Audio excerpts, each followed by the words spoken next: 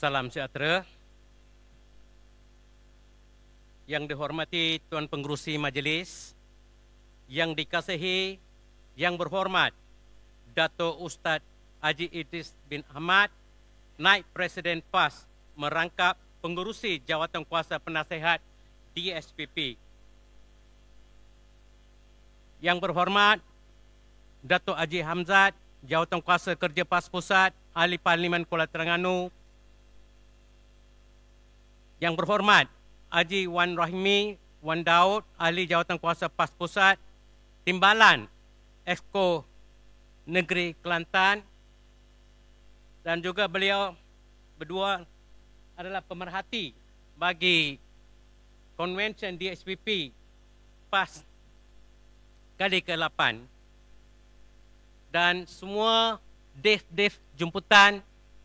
Juga saya dihormati para perwakilan ahli Jawatankuasa Kerja PAS Pusat, yang dikasihi Timbalan dan Naib-Naib Ketua DSPP Pusat, yang dikasihi Ketua Pemuda dan Wanita DSPP Pusat, yang dikasihi Jawatankuasa Kerja DSPP Pusat, yang dikasihi Ketua DSPP Negeri-Negeri, yang dihormati para perwakilan DSPP daripada seluruh negara. Sebelum saya mulakan ucapan saya nak bacakan dua rangkap pantun. Pucuk pau delima batu, anak sembilang di tapak tangan. Kerana perjuangan kita bersatu, tegakkan keadilan menjuarai kebajikan. Pohon cemara rendang membayang, menambah ceria kedamaian desa, memimpin perpaduan tugas berbilang, teruskan usaha ke mercu jaya. Saya ingin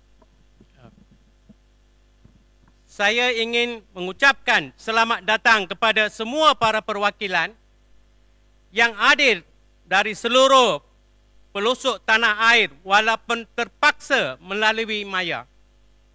Sesungguhnya, kehadiran tuan-puan sekalian akan memeriahkan konvensyen kita, menyuntik semangat dan merapatkan saf perjuangan Dewan Himpunan Pendukung PAS, iaitu DSPP, di semua peringkat.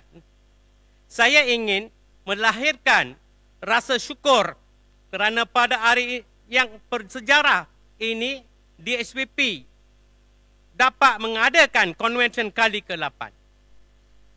Pelaksanaan konvensyen ini adalah merupakan satu ruang yang diwujudkan untuk mengukuhkan perjuangan DSPP dan menjadikan konvensyen ini sebagai tempat untuk kita bermusahasabah, menilai perjalanan dan aktiviti DSPP sepanjang tempoh setahun yang lalu, dan konvensyen ini juga kita jadikan tempat untuk memberikan pandangan dan idea untuk melebar luaskan peranan DSPP. PAS cemerlang dalam pilihan raya umum ke-15. Seperti mana yang telah kita ketahui bahawa PAS bersama Perikatan Nasional telah berjaya mencatatkan kejayaan yang gemilang ketika menghadapi pilihan raya umum ke-15, dan digemilangkan lagi dengan kejayaan PAS ketika menghadapi pilihan raya umum negeri ke-15, PRN 15 pada bulan Ogos yang lalu. Walaupun PAS tidak berjaya membentuk kerajaan di peringkat kerajaan persekutuan, tetapi kita telah berjaya membentuk kerajaan di negeri Perlis, mengekalkan kerajaan di negeri Kelantan, Terengganu dan Kedah, serta menambah jumlah kursi parlimen dan DUN di paling tinggi dalam sejarah. PAS kini mempunyai 43 orang ahli Dewan Rakyat dari negeri Kedah, Kelantan, Melaka, Pahang, Perak, Perlis, Selangor dan Terengganu. PAS mempunyai seramai 148 adun di setiap negeri kecuali di Melaka dan Sarawak, termasuk seorang adun yang dilantik tanpa pilihan raya di Dewan Undangan Negeri Sabah bersama Perikatan Nasional.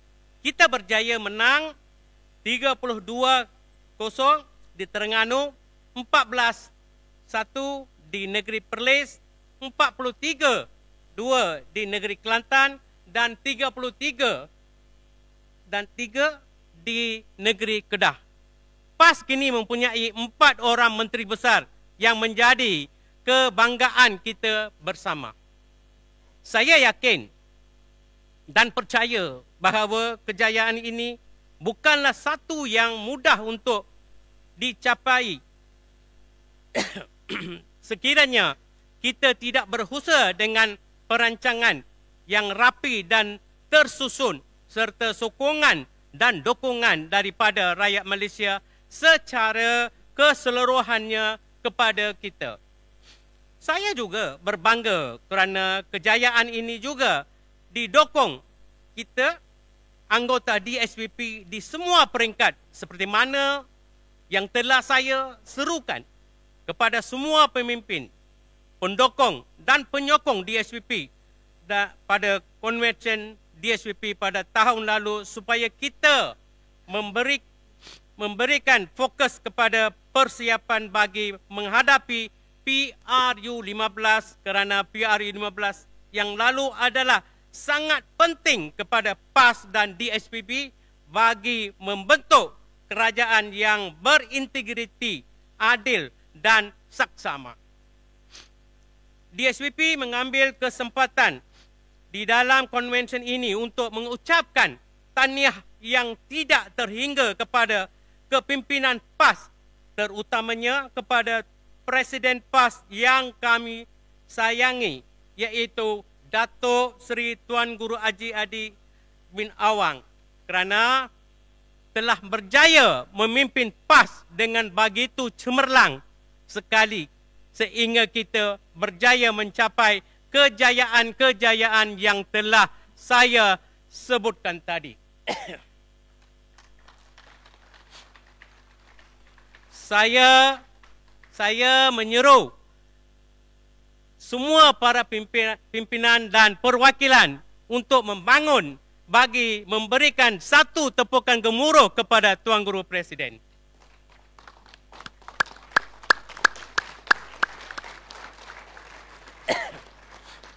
Terima kasih. Terima kasih.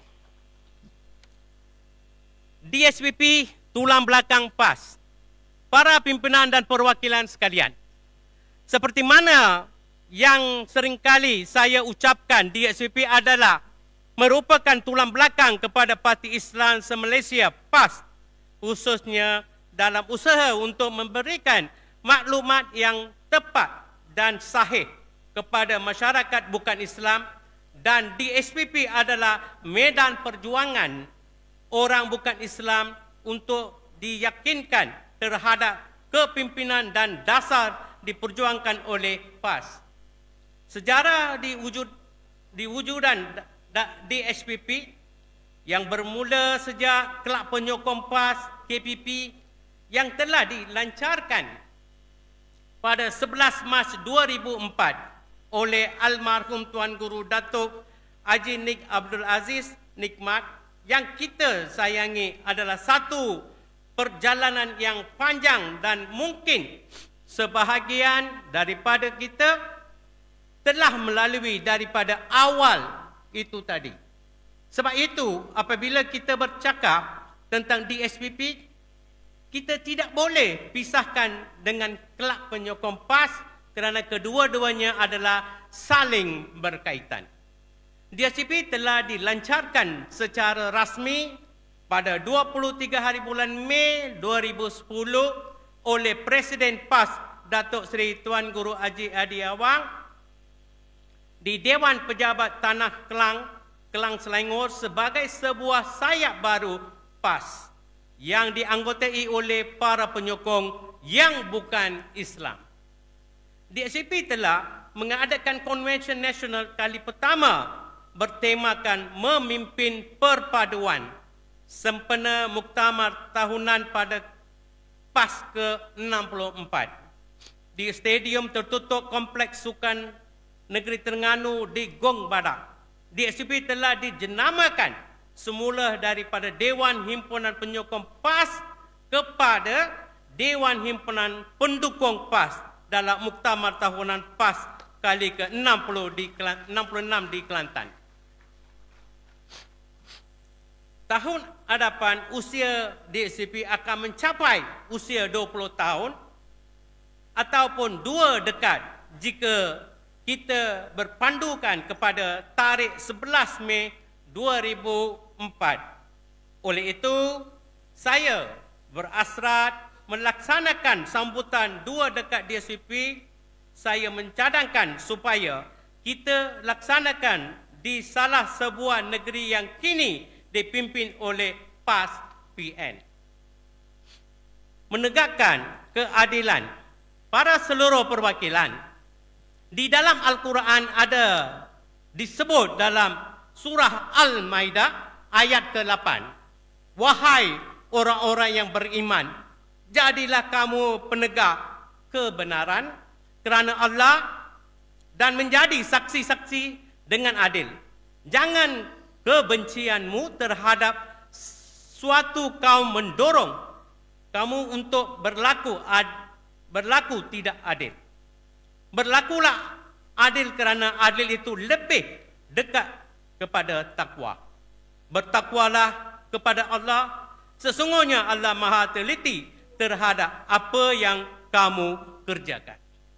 Saya mengambil kata-kata Tuan Guru Presiden PAS dalam menafsirkan tentang adil menurut Islam. Adil ialah salah satu daripada sifat wajib bagi Allah dan sifat ketuhanan yang maha suci daripada segala kekurangan. Bahkan mustahil bagi Allah bersifat zalim. Malah keadilannya tidak berbandingan dan ditandingan. Maha adil ialah salah satu daripada nama-nama terbaik bagi Allah. Bahkan diwajibkan juga berlaku adil sekalipun terhadap musuh yang paling dibenci seperti mana terjemahan Al-Quran yang saya bacakan tadi. Di dalam Al-Quran juga ada disebut tentang penegasan kewajipan berlaku adil kepada seluruh manusia yang bermasyarakat majmuk tanpa mengira perbezaan taraf hidup, agama dan bangsa, iaitu dalam surah Al-Nahl ayat ke-90. Sesungguhnya Allah menyuruh kalian berlaku adil dan berbuat kebajikan serta memberi bantuan kepada kaum kerabat dan melarang daripada melakukan perbuatan yang keji dan mungkar serta kezaliman. Dia mengajar kalian dengan suruhan dan larangannya ini supaya kalian mengambil peringatan dengan mematuhinya. Apa yang ingin saya dinyatakan di sini adalah pentingnya kerajaan Madani pemimpinan Dato' Seri Anwar Ibrahim supaya berlaku adil kepada semua, termasuklah kepada pimpinan pembangkang dan rakyat secara keseluruhannya. Jika dahulu kata perlu berlaku adil kepada semua ahli parlimen, maka beliau mestilah mengotakkan kata-katanya dahulu. Jika dahulu beliau kata akan turunkan harga petrol dalam masa 24 jam.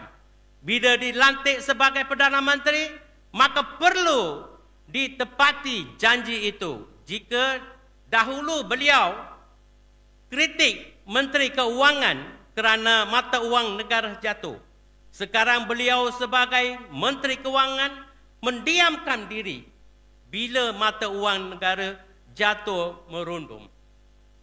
Ya, memang mudah berkata-kata bila tiada kuasa, tetapi bila kuasa ada di tangan, janji tinggal janji-janji tidak tepati, tetapi janji telah dicapati.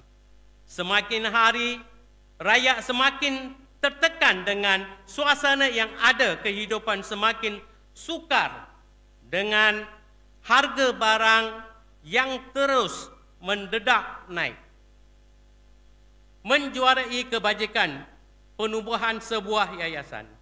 Para perwakilan, kita tidak dapat lari daripada menjadikan salah satu dari aktiviti yang perlu diutamakan di dalam DSPP adalah perkara yang berkaitan dengan kebajikan. Bukan sahaja kepada kebajikan rakyat, malah kebajikan ahli perlu kita berikan keutamaan. Di dalam PAS telah wujudkan skim PAS, iaitu satu skim yang diwujudkan bagi membantu ahli yang ditimpa kemalangan atau kematian atau kehilangan upaya yang diuruskan oleh Lajnah Kebajikan PAS. Ini adalah sebagai salah satu usaha yang telah dan sedang dilaksanakan oleh PAS untuk menyantuni ahli. Namun, bukan semua ahli berkemampuan untuk membuat pembayaran iuran dan bukan semua ahli yang keupayaan untuk mengharungi kehidupan seharian.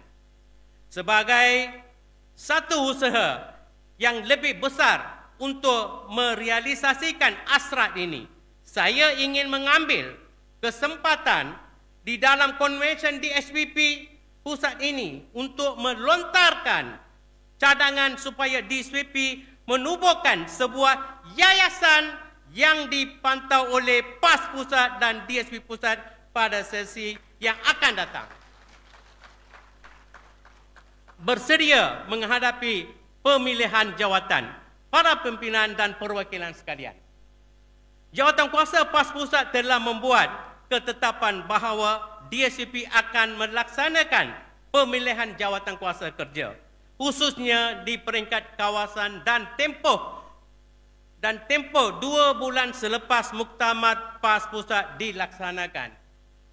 Saya menjalankan bahawa saya memanjangkan bahawa DSPP kawasan yang cukup syarat berpandukan kepada aturan dan peraturan Dewan Himpunan Pendukung PAS akan mula mengadakan mesyuarat agung pada bulan Disember nanti. Jika sebelum itu ketua DSPP kawasan dipilih oleh pimpinan PAS di peringkat kawasan, namun kali ini ahli DSPP akan berpeluang untuk menentukan siapa yang akan memimpin mereka untuk sesi yang akan datang. Satu jawatan kuasa pemilihan telah dibentuk oleh PAS pusat yang diketuai oleh Dato' Ustaz Haji Idris bin Ahmad, dan jawatan kuasa ini akan menguruskan pemilihan tersebut. Saya selaku Ketua DSPP Pusat amat terbesar hati dengan perkembangan ini kerana sudah tiba masanya kita melangkah di episod baru dalam bab pemilihan jawatan kuasa DSPP. Saya yakin DSPP akan lebih matang dan lebih tersusun selepas daripada ini. Penutup, para pimpinan dan perwakilan, sebagai penutup saya ingin mengingatkan diri saya dan saya juga semua para pimpinan dan para perwakilan bahawa kita adalah merupakan sayap PAS yang dikhususkan untuk mendekati masyarakat bukan Islam di Malaysia. Seperti mana yang pernah saya nyatakan sebelum ini, tiada artinya jika DSPP telah dijenamakan daripada penyokong kepada pendukung. Tetapi kita tidak mampu untuk membuktikan peranan kita sebagai pendukung seperti mana yang diharapkan oleh PAS. DSPP mestilah mendukung visi, misi dan dasar perjuangan PAS. Untuk mendukungnya, sudah tentu memerlukan kita untuk benar-benar memahami perjuangan PAS, perkukuhkan kefahaman terhadap perjuangan PAS, iaitu PAS adalah parti yang bergerak dengan meletakkan Islam sebagai dasar perjuangan. Ikhlaskanlah diri kita dalam perjuangan. Apabila kita berada di dalam PAS, kita diajar untuk bekerja dengan seikhlas mungkin, bukan menyertai PAS kerana kepentingan peribadi atau mengambil kesempatan untuk mencari kesenangan. Justru, marilah kita bersatu hati, bersatu tenaga dan idea, bergerak dalam satu pasukan yang kuat dengan matlamat yang sama seupaya DSPP akan terus mantap dan bergerak sebagai sayap PAS yang disegani dan dihormati oleh semua pihak. Sekian, terima kasih. Nandri, Wanakkam. Selamat berkonvensyen.